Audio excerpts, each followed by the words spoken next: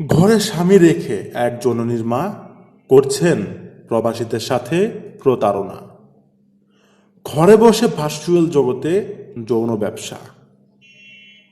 বলছি নরসিংদী জেলার রায়পুরা থানার পাড়াতলি গ্রামের হুজলু মেম্বারের মেয়ে সালমার কথা। বিভিন্ন প্রবাসী ভুক্তভোগীরা জানান সালমা আক্তারের অপকর্মের কথা।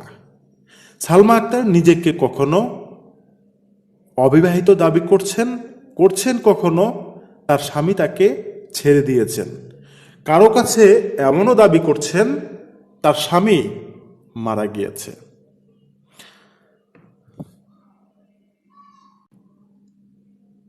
এক একজন প্রবাসীর কাছে এক এক ধরনের মিথ্যা কথা বলে এই সালমা আক্তার প্রতারণার জাল তৈরি করেছেন।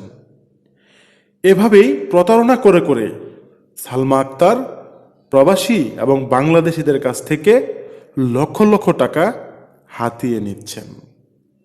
সালমার বিষয়ে তদন্ত করে জানা যায়, সালমার নিজের গ্রামেই একাধিক পরকীয়া করে প্রতারণা করেছেন, এমনটি জানান ভুক্তভোগীরা। ভুক্তভোগীরা আরও অভিযোগ করেন, সালমার এসব কুকীর্তির কথা সালমার বাবাকে জানালে সালমার বাবা বিচার তো করেনি না, উল্টো তাদেরকে হুমকি দামকি মামলা হামলার ভয় দেখাচ্ছেন। সালমা আক্তারের বিষয়ে আরও তদন্ত করে জানা যায়, স্বামীর অবাধ্য এই সালমা আক্তার।